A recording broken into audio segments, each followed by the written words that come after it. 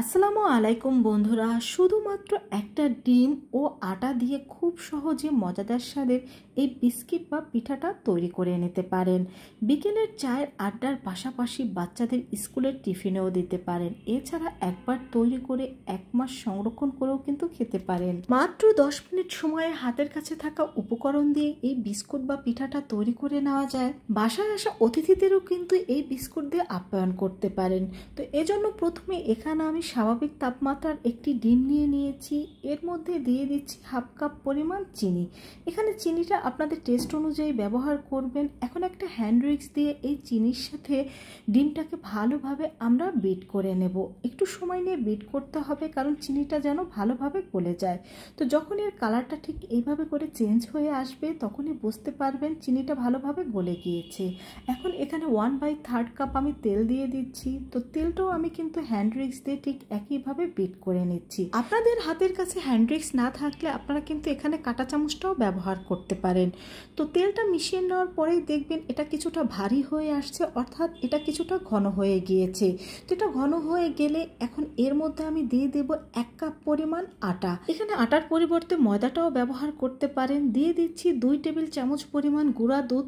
অবশ্যই গুঁড়া দুধটা দেওয়ার চেষ্টা করবেন, এতে কিন্তু এর টেস্ট অনেক ভালো হবে। তো এখানে আমি 1/2 চা চামচের মতো দিয়ে দিচ্ছি বেকিং পাউডার, আর সামান্য একটু লবণ দিয়ে দিলাম। আপনারা যদি মিষ্টি জিনিসে লবণ খেতে না চান, সেক্ষেত্রে স্কিপ করতে পারেন। এখন এই সব উপকরণ আমি একসাথে ভালোভাবে হ্যান্ড উইক্স দিয়ে মিশিয়ে নিচ্ছি। এই তো আমাদের সব কিছু কিন্তু এখানে মিশিয়ে নেওয়া হয়ে গিয়েছে। তো আপনাদের দেখিয়ে দিচ্ছি, দেখুন এটা কিন্তু কিছুটা এখন নরম রয়েছে। তো এর মধ্যে আমরা আরও 3 টেবিল চামচ পরিমাণ আটা দিয়ে দেব। এখানে ডিমের সাইজটা কিছুটা বড় ছোট হলে আটার পরিমাণটা কম বেশি লাগতে পারে। তো এখন হাত দিয়ে আমি এটা ভালোভাবে মিশিয়ে নিচ্ছি।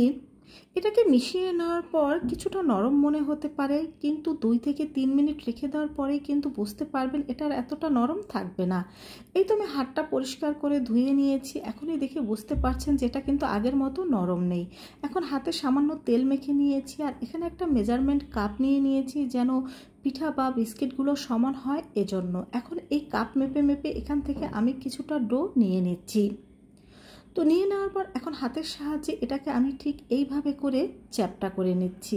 আমি এই বিস্কুট বা পিঠাগুলো এরকম লম্বা শেপ দিয়ে তৈরি করে নিচ্ছি। আপনারা কিন্তু আপনাদের ইচ্ছে মতো যে কোনো শেপ দিয়ে এটাকে তৈরি করে নিতে পারেন।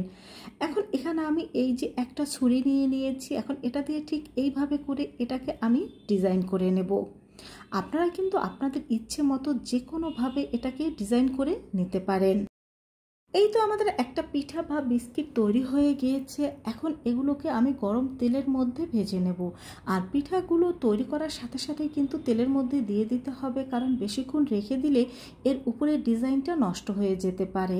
আর তেলটা কিন্তু বেশি গরম করে নেওয়া যাবে না, তেলটা হালকা গরম হলেই কিন্তু এর মধ্যে এই পিঠা বা বিস্কিটগুলো দিয়ে দিতে হবে। তো এগুলোকে এখন আমি উল্টে দিচ্ছি, আর এগুলো কিন্তু একটু সাবধানে উল্টে দিতে হবে, কারণ এখন গরম থাকা অবস্থায় এগুলো কিন্তু খুবই নরম থাকে। তো খুব সাবধানে 2-3 বার উল্টে পাল্টে কিন্তু এই পিঠাগুলোকে আমি ভেজে নিয়েছি। আর চুলার হিট মিডিয়াম টু লো হিটে রেখে এটাকে ভেজে নিতে হবে, কারণ হাই হিট বা মিডিয়াম হিটে ভেজে নিলে এর কালার চলে আসবে কিন্তু ভেতরটা পারফেক্ট হবে না। এজন্য মিডিয়াম টু লো হিটেই ভেজে নিতে হবে।